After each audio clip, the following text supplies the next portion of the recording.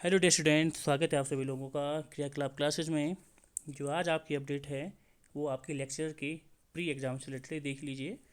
माँ उत्तराखंड माध्यमिक शिक्षा अनुभाग द्वारा ये भेजा गया है दिनांक 18 जनवरी अपर सचिव कार्मिक को। शॉर्टकट में बता दें तो ये कह रहे हैं भाई कि आप प्री को हटाओ, है ना, आप सीधी मेंस कराओ। चलिए थोड़ा इसको देखें क्या कह रहा है, ये देख लीजिए। ये भाई 13 क्रम में ये आगे पढ़िए। 17 जनवरी 2025 द्वारा 613 पदों पर भर्ती के माध्यम से भरे जाने के लिए निकला था। ये हो गया था। 613 पर विज्ञप्ति भी प्रकाशित कर दी गई थी और 27 मार्च को क्या है, सॉरी 27 अप्रैल को क्या है, स्क्रीनिंग परीक्षा भी प्रस्तावित है। सेकंड क्लॉज पढ़ो। सेकंड क्लॉज में यहाँ देखिए कि भैया ये 15.3 का पैरा क्या है, चेंज हो गया है।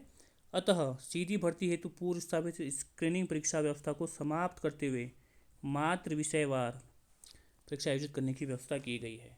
तो ये सिंपल कह रहा है भैया कि जो नया नियम है जो स्थापित हुआ है उसकी तरफ ही कीजिए, और ये इसके नियम है ना। इसकी जो देखो, अगर इसमें जो बात हुई थी वो आपके जो क्या है बीजेपी के प्रदेश प्रवक्ता हैं रविंद्र जुगरान जी, है ना, रविंद्र जुगरान जी हैं, है ना।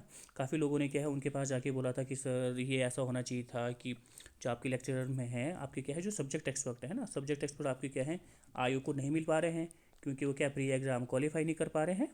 तो इस वजह से क्या है रविंद्र जुगरान जी द्वारा क्या इसकी पैरवी की गई थी। वो प्रदेश प्रवक्ता हैं भाजपा के, और फिर काफ़ी लोग उनसे मिले थे। तो इस वजह से क्या है सरकार द्वारा क्या है ये बात मान ली गई, और क्या है आपकी जो लेक्चर का एग्ज़ाम है उससे प्री हटा दी गई है और विषयवार सब्जेक्टिव के लिए रखा गया है। यहाँ पे कहीं भी, यहाँ पे कभी भी क्या है, कहीं भी क्या है इंटरव्यू की बात नहीं की गई है कि इंटरव्यू होगा, केवल एक ही विषयवार की बात की जा रही है। तो विषयवार की बात हो जा रही है, ठीक है। आप ये क्लॉज पढ़ लीजिए, है ना। ये आपका पहले वाला क्लॉज था जो कि अब नहीं रहा, अभी नए वाला है। इसमें सिंपल सा रखा गया है, आयोग विषयवार लिखित परीक्षा आयोजित कर अभ्यर्थियों की उनकी प्रवणता क्रम में जैसा कि लिखित परीक्षाएं प्रतियोगिता द्वारा प्राप्त होंगे। तो यहाँ पे भी पूरा मेंशन है कि भाई केवल लिखित परीक्षा होगी, कोई भी आपका यहाँ क्या है इंटरव्यू नहीं होने वाला, है ना। आपका कोई भी इंटरव्यू यहाँ पे देखने को नहीं मिलेगा, ये आप ध्यान रखिए, ठीक है। अब ये फिर फालतू ये किया गया है प्रूव, यहाँ पे मान्य आयोग से क्या है किया गया है कि इसका संदर्भ आप क्या है ग्रहण करें, और साथ ही साथ आप क्या है लेक्चर की जो प्री का पेपर है उसको हटा के केवल सब्जेक्ट वार मेंस का पेपर करें, और ये सबको आगे फॉरवर्ड किया जाएगा। अब बात ये जा रही है यार कि जो बच्चा पिछले 4 महीने से 4-5 महीने से पढ़ रहा था उसके तो बर्बाद हो गया ना। देखो ना, सितंबर में इनके आयोग की विज्ञप्ति आ गई थी, तो अक्टूबर हो गया, नवंबर हो गया, दिसंबर हो गया, जैन हो गया, फेब हो गया, मार्च हो गया, 5-6 महीने से जो बच्चा फिलहाल यहाँ पढ़ रहा था उसके तो दिन बर्बाद हो गए। वो अपने सब्जेक्ट पे ज़्यादा समय देता। तो अब देखिए कि इसमें कि आगे आयोग क्या करता है ना। आयोग भी 1-2 दिन में आयोग को सामने आके क्या इसके बारे में क्या है स्पष्टीकरण दे देना चाहिए कि होगा या नहीं होगा। पर एक सुप्रीम कोर्ट का ऑर्डर भी था पुराना, सुप्रीम कोर्ट ऑर्डर के अनुसार कि अगर आपकी कोई विज्ञप्ति मतलब निकल जाती है, उसके जो नियम है बाद में आपको नियम चेंज नहीं कर सकते, है ना। विज्ञप्ति निकालने के समय जो नियम रहे होंगे, जो उसकी भर्ती प्रक्रिया के नियम है उसी के अनुसार आपका क्या है पेपर होगा, आप इनको बाद में चेंज नहीं कर सकते। तो ऐसा कुछ सुप्रीम कोर्ट का ऑर्डर भी था।